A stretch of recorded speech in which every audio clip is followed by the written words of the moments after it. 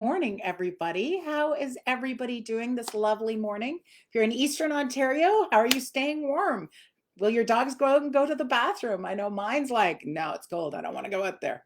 But that's winter in Canada, and it's really not too long before maple syrup season and spring. So that's to look forward to, and it does look really pretty. So, hope everyone's doing well this morning. I have missed doing my Facebook's lives on here, so I'm happy to be back. I am enjoying my new platform, Paula Hoger's Inner Circle. I go live in there bi-weekly for our core mastermind topics, and lately I've been popping in really regularly, almost daily, with mini lives, which are my random thoughts. It's a great way to get your questions answered fast and have information that is applicable to you and your dog, not just random advice, but tailored specifically to your situation. So if you want more info on that, on Paula Hoger's Inner Circle, message me and I will give it out to you. So thank you for joining me this morning on my Facebook Live. I just had a great call with a new client. She had come home from walking her dog and she was close to tears. She was so upset. I always feel so bad when people call me like this because I know they're doing the best they can, and so is the dog, but it's working out really poorly. Luckily, her neighbor saw her and knows me and recommended she check us out. She knows she wants to train her dog, but she realizes she has no idea where to start. I remember being in that exact same position. I got my first dog when I was, I don't know, 25 years old. And I read all the books, studied all the stuff I could get my hands on before YouTube. And I still had a dog who dragged me down the street. And no matter how much I worked on, I had no idea how to fix it. Good morning, Patty. Good morning, Barb. How are you this morning? I'm glad to hear Ollie loves the cold. It's tough at this time of year. How is Poppy doing with the cold, Barb? Okay, back to what I was saying. So I was willing to do the work and spend the time. I just had no idea where to start and very frustrated because the things I learned in class were not helping me. Nothing I was doing was helping. The books weren't helping me. Classes weren't helping me. I still had a dog who was luckily super friendly, but dragged me down the street. I understand now that what you learn in classes is great, but it is the in between stuff that creates a well behaved dog. It's the bits in the middle. Good morning, Dave. How are you? Um, a dog has a dog can have a great sit and a down in the house when I'm holding a cookie or when I do my 10 minutes of training a day, but on the street he pulls like a truck and won't listen to me. I would correct my dog. I tried rewarding my dog. I tried correcting my dog. He did eventually walk on a prong collar, but he still pulled on leash. Luckily, he was an Akita by the age of 2, was like nowhere near as driven to drive towards people or other dogs or anything.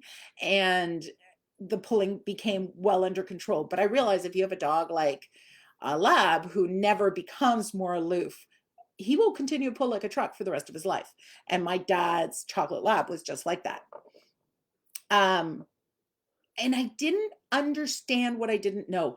When I go on the Facebook list and I see people going, "Oh, I've tried everything with walking and my dog still pulls," because they're still going out walking and letting the dog pull every day. We'll talk a bit more about problem solving later on, but that's the problem. Steps to train, the steps to achieve a dog that walked well, a dog that behaves out in public, a dog that's welcome everywhere. I wanted them to go with me. So this is my experience on dog training and people training, which is what I do, comes from having the same problems a lot of my clients have and figuring out how to solve them. Okay, so as I go through this live, feel free to ask questions in the comments. I will answer throughout the live, so just ask away. If you are listening to the recording, hi Debbie, good morning. If you are listening to the recording, let me know by using hashtag replay in the comments section. And please feel free to ask anything as you watch the playback, as I will regularly check back to answer questions. For those of you on the call, you know I always like some interaction. What breed of dog would you like to own that you do not currently own? For me, I still dream of getting another Akita. They were my first breed. I love them. But honestly, I still love to do agility too. And I'm not going to get an Akita to do agility, and you can only have so many dogs, right? So for now, I will continue to love my Border Collies. For those of you, okay, so let's get back to the topic for today, the ins and outs of jumping. Jumping is a problem that many of my clients ask for help with, and it is one of those beliefs that people have. Well-behaved dogs don't jump. Meh. People don't want their dogs to jump and reward their dogs for jumping all the time. It's really one of those hard ones. Um, Dogs jump because it's reinforced. Like any other behavior, they are not being dominant, they are not being stubborn, they're not plotting to rule the world. They jump because it's being reinforced. When that little 8-week-old puppy jumps on your legs, who doesn't pet it? Or at the very least, you go, oh, you're cute, right? Everybody. Reinforcement. I watch people all the time who say they don't want their dogs to jump and pet them when they jump on them, totally not realizing that's happening. And then there is the other problem. Always remember, attention is reinforcing. So if your dog jumps on you and you tell him to get off of you, you are reinforcing the dog because you looked down and gave them your attention. If you grab his paws and put him on the ground, you are reinforcing your dog. If you hold him down so that you can pet him, he's actually still jumping because you're controlling the behavior, not the dog. So yes, you are still reinforcing the dog. So dogs jump, dogs do everything. We do everything because it's being reinforced. Let me go back to comments because I saw one I wanted to comment. Dave, I think a lab would be the perfect dog for you. Your personality would work great with a Labrador. Debbie, 2 golden doodles, great walks and no jumping with harness on but a regular collar. Oh, that's another story.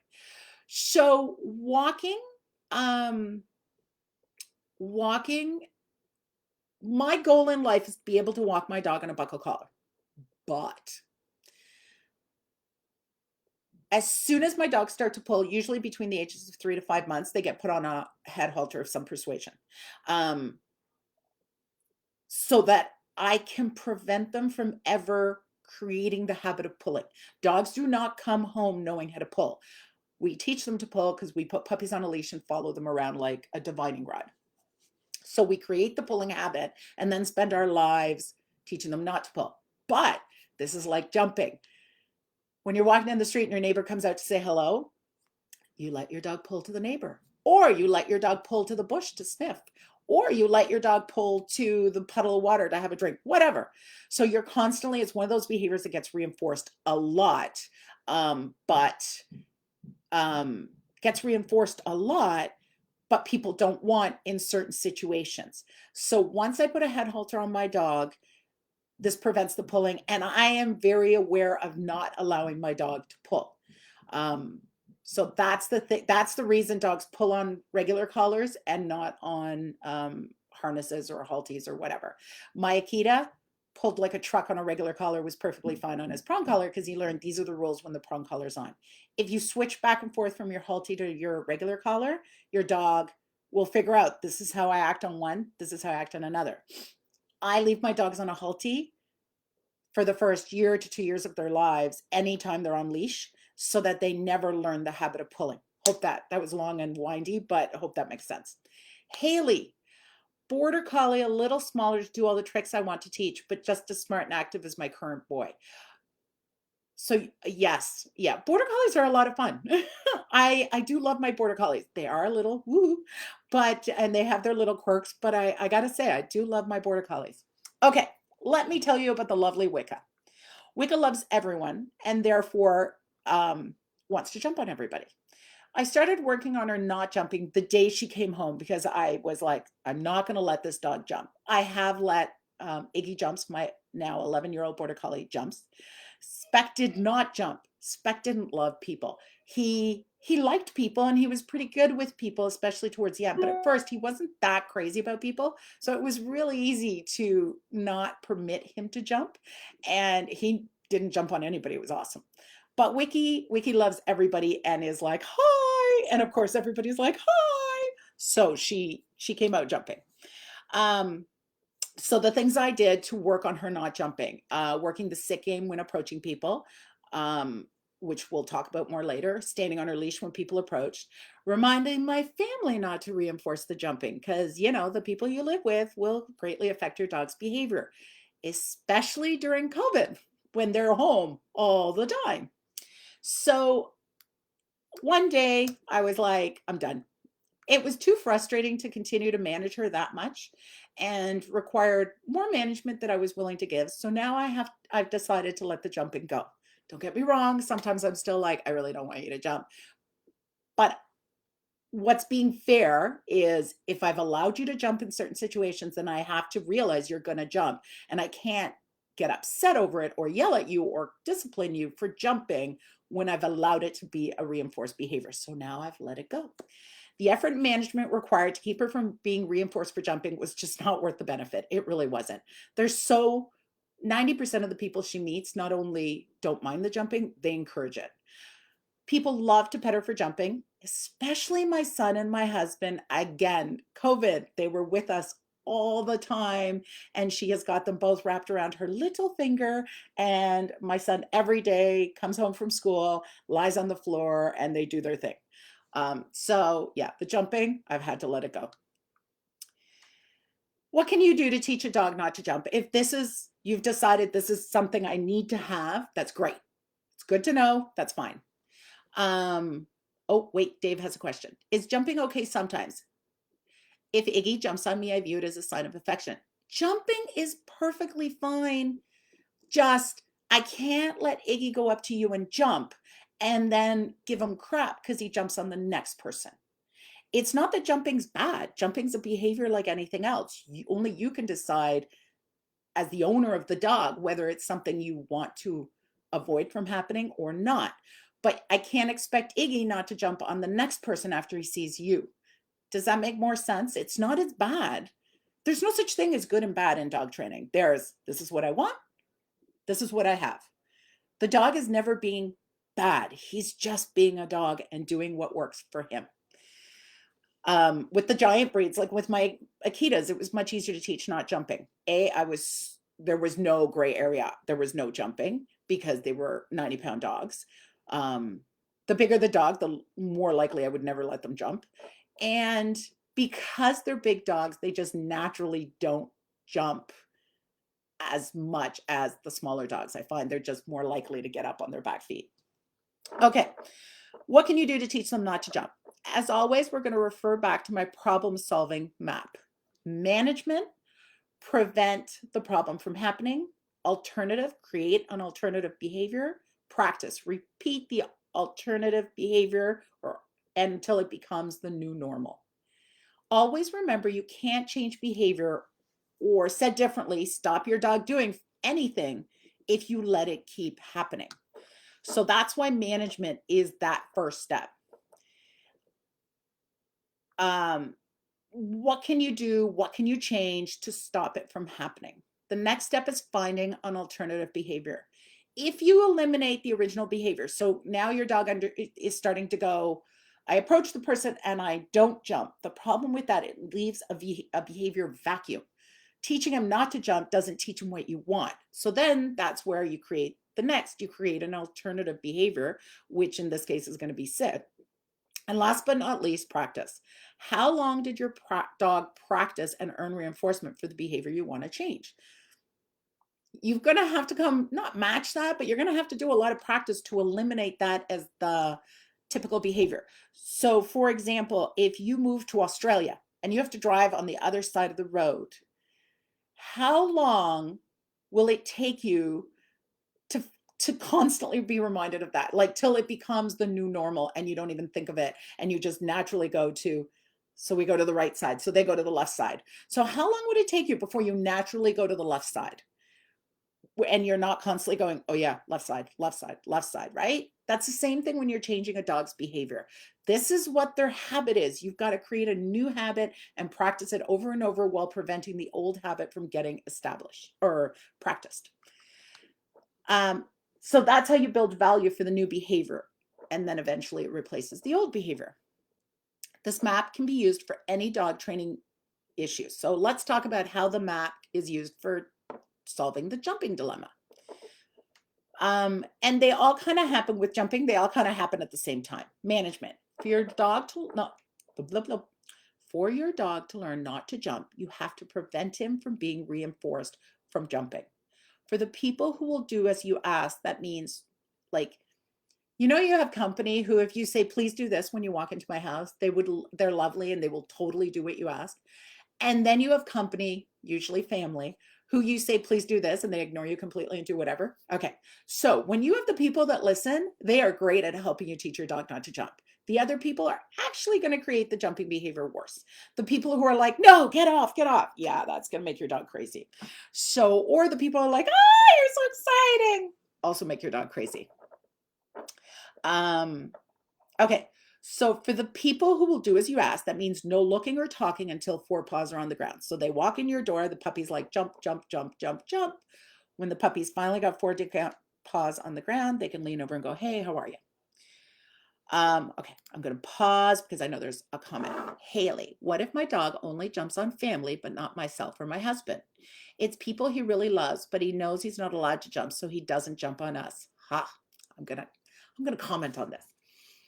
Your dog doesn't jump on you because you don't reinforce it. He does not know he's not allowed because he is allowed. That's why he still jumps on your family. So for example, Wiki and Ig, both of them, don't really jump on me because I don't reinforce it. And I do it without even thinking about it. So I don't reinforce it. But Wicca, Iggy doesn't jump on my husband and son, but Wicca is insane with my husband and son, which now is transferring to anybody else who walks into my house. But that's because they reinforce it. They pet her, they give her attention. My son walks in the door, she jumps on him, he lies on the ground and they cuddle or wrestle or whatever it is. But they don't do it to me because I don't reinforce it. They do it to them because they do. Does that make sense, Haley? Especially my sister ignores him, but he's the worst with her. I bet you she doesn't ignore him. Video it. Just out of curiosity, video it and send it to me. I bet you if she totally ignored him, then he wouldn't be earning reinforcement and he would stop. That doesn't make any sense. Does she tell him to get off? Does she lift up her arms? Does she cower in the corner? There's something there that's going on that is reinforcing him for jumping on her. Okay. My next line is exactly what we just talked about. My dogs don't jump on me unless asked because they know they won't get them anything. But the hard part is most people will not listen. They're either sneak in a pet or push them down or ignore you completely. As a training method, this usually only works with 1 or 2 people. So yeah, like you only have the certain people who will listen to you. And have you ever gone to a farm where there's dogs running around? Farmers see babies all the time and they don't get excited. So when puppies are born on the farm, I'm not saying they're ignored, but they're not. When a puppy comes to your house, we're all losing our minds. The neighbors come over to see the puppy. Everybody comes over to see the puppy. When a farmer has a litter of puppies, it's one more baby on a farm. So I find when you get to a farm, you get out of the car, and we're talking farm dogs who are just running around. You get to the car, the dogs walk over, they sniff you, and then they leave. And the people might say hello, might not. Nobody cares. But when somebody comes through your door and you have a new dog or a puppy, it's like, it's so exciting. So we're creating that excited door behavior, that excited jumping behavior. So you want the first one I'm going to work on. Okay, I have to stop and see what Debbie says. This makes me feel better. I feel like they don't love me, but I guess it's how inadvertently training them not to jump on me. Yeah, it's so funny. My middle border collie Speck, if my husband's sitting on the couch, he lies on top of him, he rolls on him. It's ridiculous. He doesn't do it to me. And I know, logically, I know it's because I don't sit still. So dogs don't really cuddle with me because I'm constantly moving and getting up and the whole bit. So there's no reinforcement. He doesn't do it to me because it hasn't been reinforced. He does it to my husband because my husband sits there and lets him. So yeah, it's not they don't love you, but I know it feels like that. And you can always teach them to jump if you like to, but you don't really want to. And that's why they do it. Okay. First training method, standing on leash. Debbie. Standing on the leash. When I have a puppy out in public and someone approaches, I quickly stand on the leash. Warning here. Don't wait till the person gets there and the dog starts jumping before standing on the leash, because then the habit of jumping has already, the trigger has already happened, the jumping. You need to do it as soon as the person looks at you and starts approaching. I stand on the leash.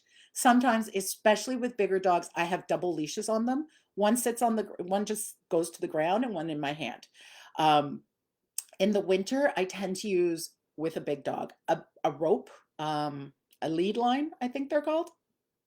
So I use like like a rope this big, because I can feel it under my boot. So now it's really easy to still keep control of the leash, but I can stand on the leash on the ground to prevent them from jumping. I give the puppy or dog enough leash to be able to stand or sit, but not jump. So basically, where the leash hits the ground, I put my foot like an inch away from the dog. As the people approach, the dog will wiggle, but quickly settle down, because he'll jump like a little basketball. And that's super uncomfortable and not getting them anywhere. And eventually they're like, what if I settle down? That's the reward. The reward is comfort in that situation. You do this enough, and the new habit will be to stay on all 4 feet while people approach. And it works really well. If you did this every single time, the dog will eventually go, oh, when people approach, I calm down. There are 2 games. Okay, so that was management. Now let's talk about creating an alternate behavior, which we've already started that in that management exercise, because it's sit when people approach. There are 2 games I play to help my dogs remain calm when people approach and keep their forepaws on the ground. Game 1, people approaching. This is when your neighbor's walking towards you to see your new puppy. This is when your kids have their friends over to see the new dog. This is for the dogs who love people and can't wait to say hello. I love to play this with kids because they love to participate in dog training. It's perfect at like a family barbecue where there's a bunch of kids who want to see the puppy. Great socializing experience and great opportunity to do a lot of practice. Have the children line up about 10 feet away from the dog. Kids are great. You say line up and they've been well trained. At school, they line up all the time. So they instantly line up. It's amazing. Doesn't matter how old they are, they'll do it. Dog is on leash. You stand on the leash. So that, again, they can sit or stand but can't jump, and you have great rewards. Have the child, and then it becomes like Simon says. Tell the child, take 1 step forward and freeze.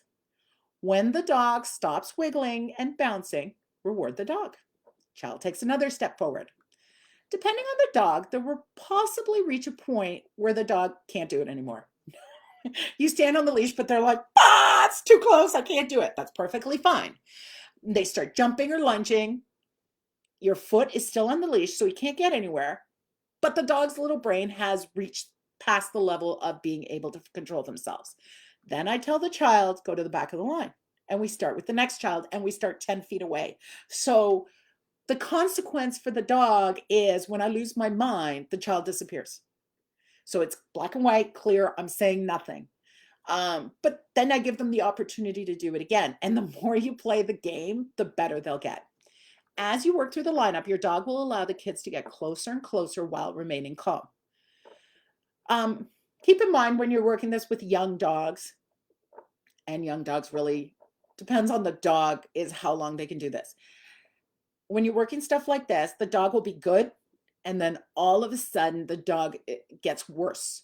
That's when their brain has ceased learning. It's kind of like do you remember university?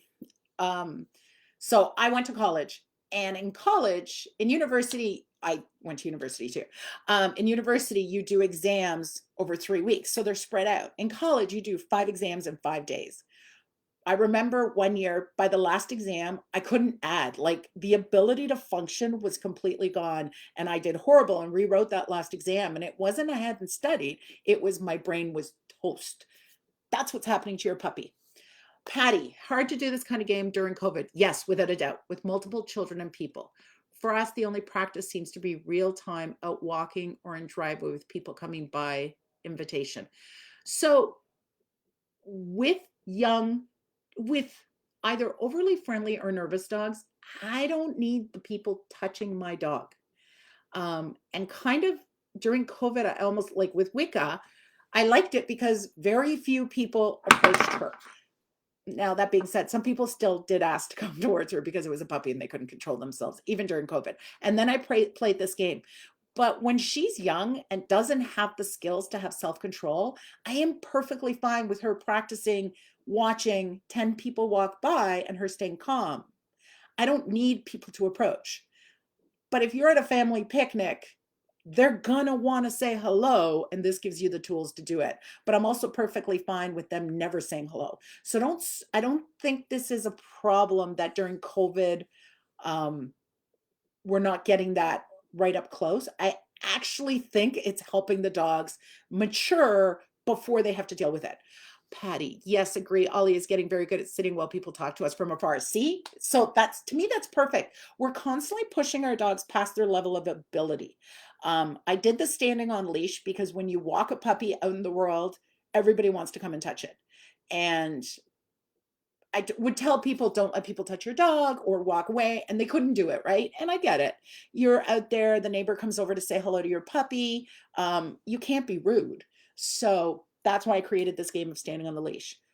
But honestly, COVID has allowed Ollie to learn people approaching, nothing exciting. People approaching, nothing exciting. So by the time people do get closer, he's already really good at this. So don't worry, Patty, it sounds like you're doing great. Okay, so finally, the child or a child reaches your dog. Now, the next step. Ask the child if they want to pet the dog. Some of the kids want to pet the dog, but when they come up real close, they're like, no, no, I was kidding. I don't want to. Some children really want to, but some just don't know how.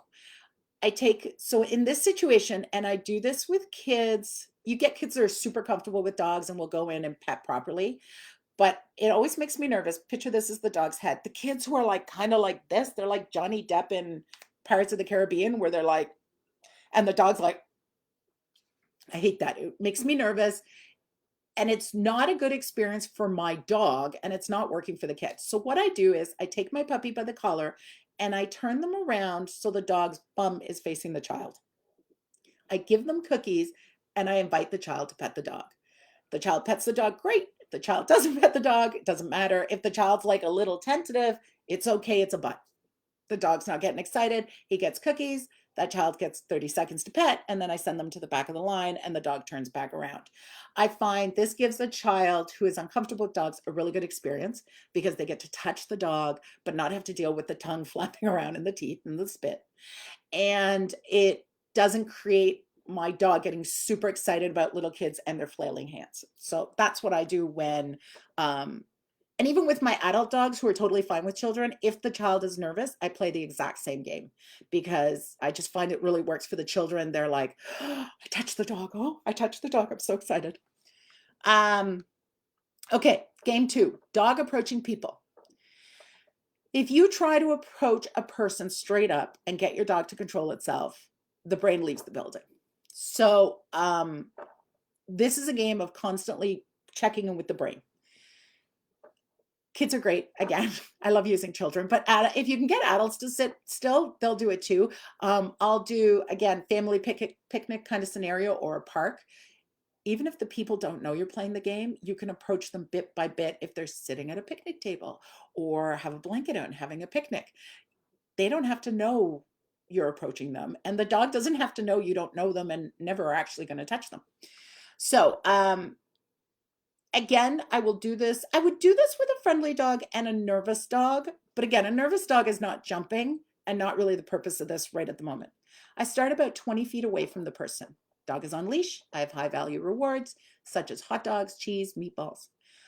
I ask the dog to sit and I reward. Remember, 3 rewards, always working duration, and then release, and I step forward. Now, does the dog come back to you? Does the brain come back to you?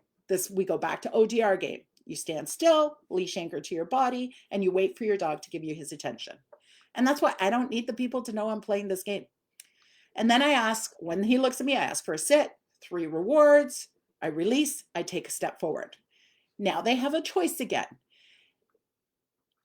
Are they excited by the people? Remember, you go back to ODR game. If they tighten the leash, you take a step back. If they settle down and look at the people, I'll reward calmly looking. If they look at me, I'll ask for a sit, reward, and take a step forward.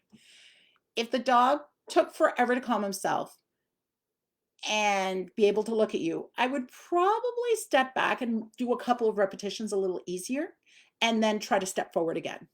Continue till you are within petting range. And then you go back to standing on leash so the dog can sit, stand, or but can't jump. And then you invite the person to pet the dog if the person knew you were playing the game. Honestly, I go to a park and I just play this with random people standing around, because sometimes my dog with Wicca, my dog could get to within 5 feet. They don't even have to know I'm near them. Michelle, I have a 7-month-old German Shepherd, and she jumps on everyone. On her walk, she's getting worse with barking at people and go crazy when seeing another dog. I'm trying to break her with calm no and try to keep walking. I don't understand why she is getting worse. So Michelle, German Shepherds are bred to lunge and bark. It is in their hard wiring. I'm not saying you have no choice. I'm just saying it's in their hard wiring. So it's not surprising. And this is usually the age this happens is around 7 months. And this is happening more and more, this leash reactivity. And it's because the dogs don't understand self-control. So I want you to go back and check out my Facebook Live on walking on a loose leash and leash reactivity, but I'll quickly give you a little blurb. The games we just played will work for your German Shepherd, but the biggest thing is you are still continuing to walk her. Remember at the beginning of this Facebook Live, I said, if you want to change behavior, the first step is stop practicing it. She's getting worse because you're still putting her in a situation where she is still reacting. Correcting her is not teaching her not to react. At best, it's teaching her to stop reacting at that time. So what I do with a dog like this, and there's a lot more to it, so I suggest you message me, but what I do with a dog like this is I go places and I stand. I go places where I can control the flow of people. Unfortunately, I don't know where you are, but if you're in Ottawa, it's really cold to do this right now. But I go where I can control the flow of people. So for example, I go to a mall with a supermarket and I stand far enough away that my dog can control itself. And then I can build, look, person goes by, calm behavior, good job. Look, person goes by, calm behavior, good job. But if you get too close and the dog goes, person goes by, I lose my mind. Person goes by, I lose my mind. All you're teaching her is continue to lose your mind when you see a person. I hope that makes sense. But yeah, check out my Facebook Live on loose leash walking and check out my Facebook Live on dog reactivity. Okay, back to jumping. Is it worth the effort? Nobody but you can make this choice. Things to take into consideration. Do you have little kids in the house? I would be more likely to work on not jumping if I have a 2-year-old in the house, because of course, if you have a 2-year-old, they bring other 2-year-olds in the house, and my dog cannot take out 2-year-olds. Your dog's weight. Me allowing my 30-pound little Wicca border collie to jump is not the same as when I owned my 90-pound Akitas. So again, that makes a big difference, right? If you have a St. Bernard, he can't jump, period. Cannot jump. If you have a Chihuahua, who cares? Like, honestly. But that dog's going to jump on you when you're wearing shorts and scratch your legs. And you might go, I don't like that. Sure, no problem.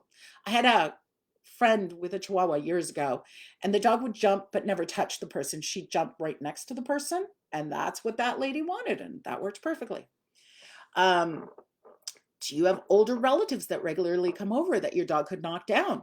That's a big deal. How well is your family going to follow the rules? Let's face it, you live with your family. If they're all going to allow your dog to jump, you're just beating your head against the wall and you got to let it go, which is what's happening with me and my men and my COVID. Like I said above, my dogs don't jump on me, but they all jump on my son. Well, Wicca jumps on my son and my husband. Iggy does not. Logan was a 1.5 when Iggy came to live with, to be my dog. So there was no jumping on the child as he was growing up. And I don't know, the little girl has my husband wrapped around her finger. Haley, how would you change this if you're only family close friends? It's only family close friends. He literally gets so excited. He screams if we try to hold him back from running to them. And he's so big, I can't even hold the leash down by stepping down on him, on it. So I would start this outside. I know this sucks in the middle of winter, but I would start this where there's a lot more distance. So try to start it outside 100 feet away.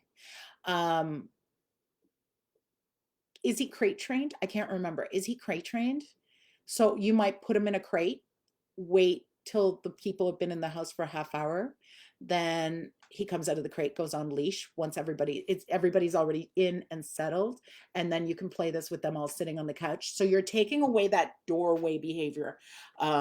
Sometimes a lot of dogs have really bad entryway behaviors because good because that area has been, you're holding them back. The worst thing you can do is hold them back and let him go while he's still excited. That's basically going, ready, ready, ready. Are you really excited? Okay, here you go. That's how I build drive and agility. And that's what I see a lot of people doing at doorways.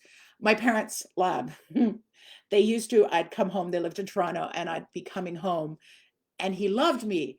But I swear to God, they started 2 days before I got there. Paola's coming, Paola's coming, Paola's coming. And then when I got there, they'd hold him back and I'd open the door and they'd let him go and he would maul me, which was fine. I was a grown up and it was all good.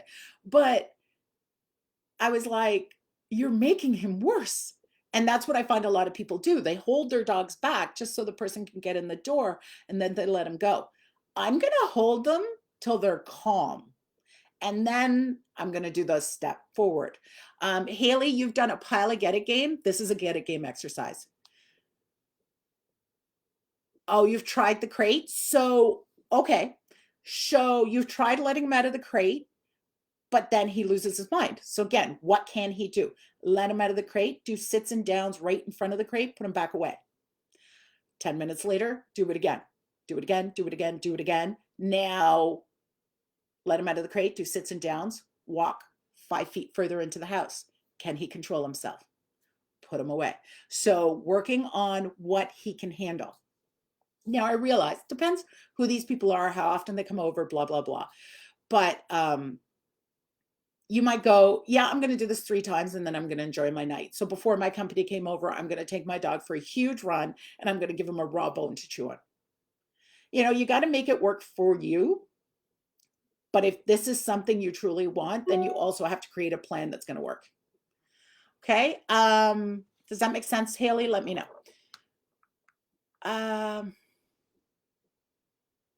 Okay, so if you're going to allow the jumping, things I will warn you about. Your dog will be muddy and jump on you when they're muddy. You cannot yell at them. The dogs, oh, it's amazing how much your dog jumps once you're wearing shorts. What you don't care about when you're wearing pants, you will care about when they're wearing shorts. Now, I find the shorts thing is much bigger deal with the smaller dogs than the big dogs. When Wicca jumps, she pretty well gets to your waist. So the shorts thing isn't going to bother me. But if you have a, I don't know, a Shih Tzu, they're going to scratch the crap out of your legs. So yeah, just your family has to participate. Otherwise, it's not going to work. So here you are. If you don't want your dog to jump, we've talked about the steps to accomplish that. Remember how the saying goes, it's simple, not easy. If you go the other way, be okay with the choice to let your dog jump. But remember, you can't yell at your dog for jumping on you because you're all dressed up. That's just not fair, and you have to be fair. If you like this style of behavior breakdown, I invite you to join our private community. We have both working and auditor spots available. Are you regularly working with your dog but not getting the results you want? Have taken classes, but your dog is still crazy on walks, stealing food, jumping on your kids? This may be the next level of training you need to achieve your goals. Inside the Canine Reset community, I go live bi-weekly for both Q&As and deep dive topics. Some are done over Facebook Live and some are going to be done over Zoom so I can meet face-to-face and we can chat, kind of like we do now, but actually talking. The monthly free live topics will be chosen based on the challenges, triumphs, and adventures that our members are going through. I can't wait to go outside and have new adventures. My hope is that these will make the lives much more relevant and engaging for you. Of course, if you don't want to miss out, you can always join the Canine Reset yourself. We've got an audit level membership where you can get access to the growing library of how to training videos, watch the deep dive lives, and ask questions that may be featured in our weekly Q&As for only $50 a month. And of course, we have our custom dog training plan level where you get access to everything. You get all your questions answered, get custom dog training videos made for you. Plus, and this is the biggie, members at this level get monthly consultation with me, and where we will design a custom 30-day plan based on exactly what you and your dog need to succeed. so you focus on truly what matters to your life with your dog. Let me know if you want to enroll or need some more information. Just send me a message here or an email at info@dogtraining.ca. I hope to see you on the inside. For now, happy training. And thank you very much, Debbie. I'm so glad you joined me again this morning. Have a great weekend, guys, and we will see you. I'm supposed to do them on the first Friday of every month, and last Friday I missed it. So my goal is first Friday of March, whatever that is. Bye, guys. Have a great weekend. I'll stick around for a few minutes if any of you still have any questions. Bye.